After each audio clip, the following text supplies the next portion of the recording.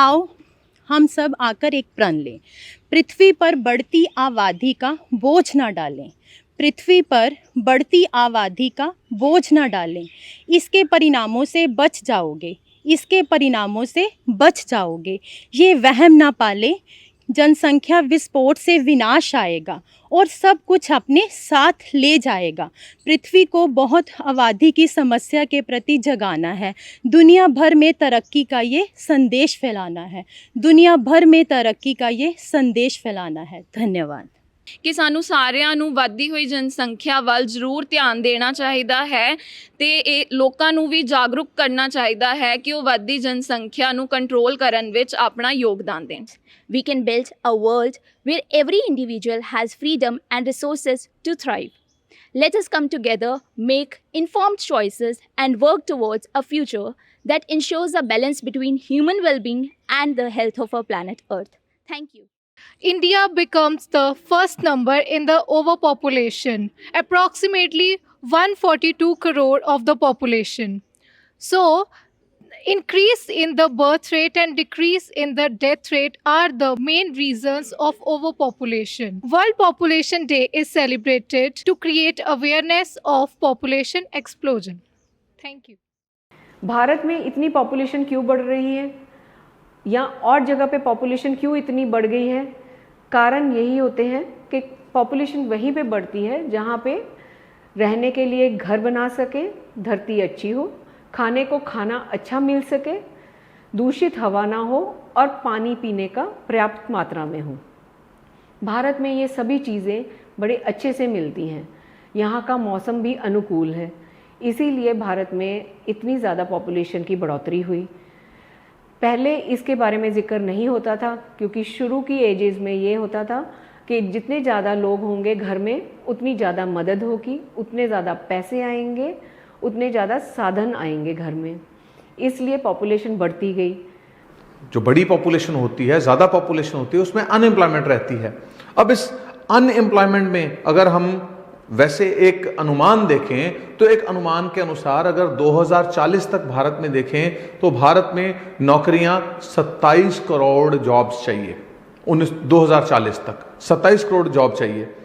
लेकिन हम नीति आयोग क्या कहता है कि हर महीने मार्केट में हर महीने बाहर 10 लाख लोग नौकरी मांगने के लिए आ रहे हैं, लेकिन नौकरियां कितनी मिल रही हैं, जॉब्स कितनी ऑफर हो पा रही हैं? हर महीने 2 लाख जॉब ऑफर हो पा रही है। दैट मीन्स 8 लाख हर महीने, लगभग एक साल में 1 करोड़ लोग जो हैं वो जॉब्स नहीं उन्हें मिल रही। उसका रीजन क्या है? रीजन है हमारी डिपेंडेंसी किन चीजों पे है।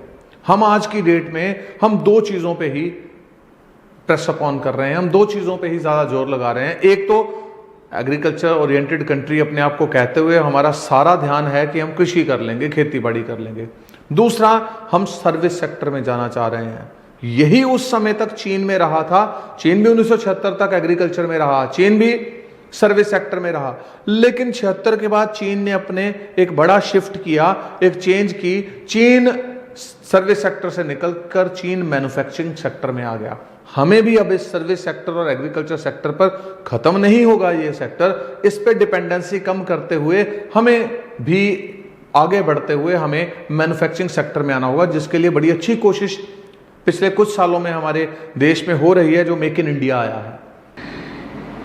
इस वर्ष के विश्व जनसंख्या दिवस का विषय है लैंगिक समानता की शक्ति को उजागर करना, हमारी दुनिया की अनंत संभावनाओं को खोलने के लिए महिलाओं और लड़कियों की आवाज को ऊपर उठाना।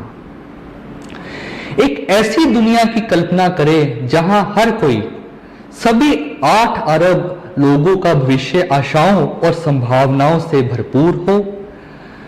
अब वर्तमान वास्तविकता के प्रति अपनी आंखें खोलें कि 4 अरब महिलाएं और लड़कियां, मानवता का तकरीबन आधा हिस्सा, केवल अपने लिंग के आधार पर भेदभाव का सामना करती हैं।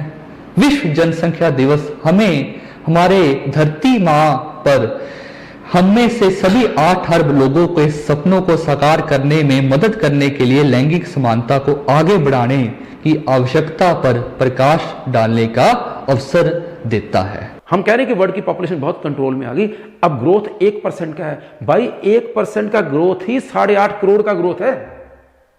सो अगर इसको रोका ना गया तो we are heading towards a very big war in next 50 years.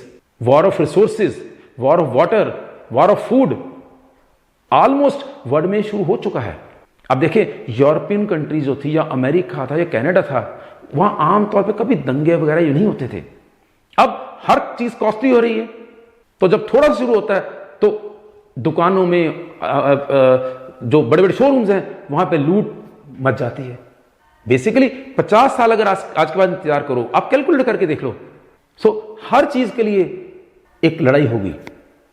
सो हमें बहुत ध्यान रखना होगा, पॉपुलेशन कंट्रोल करनी ही होगी और रिसोर्सेज बढ़ाने की तरफ जोर देना होगा। पर बात वही है कि जहां हम रिसोर्स बढ़ाएंगे, जो भी हम चाहे इंफ्रास्ट्रक्चर बढ़ाते हैं, चाहे मकान बनाते हैं, उसके लिए एग्रीकल्चर की जमीन जाएगी, उसमें फॉरेस्ट जाएंगे, जो भी हम करेंगे उसमें ग्रीन हाउस इफेक्ट बढ़ेगा, ग्लोबल वार्मिंग बढ़ने वाली हर चीज में।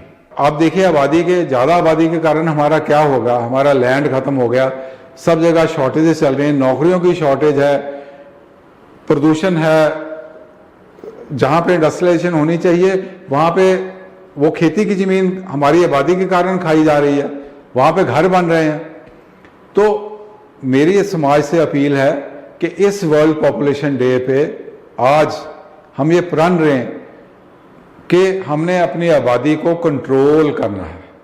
वॉलंटरीली 1 चाइल्ड नॉर्म या किसी भी तरीके से हम दूसरों को एजुकेशन कर सकें, जिसके 3 बच्चे हैं वो चौथा ना पैदा करे, ये हमारा सबका फर्ज है।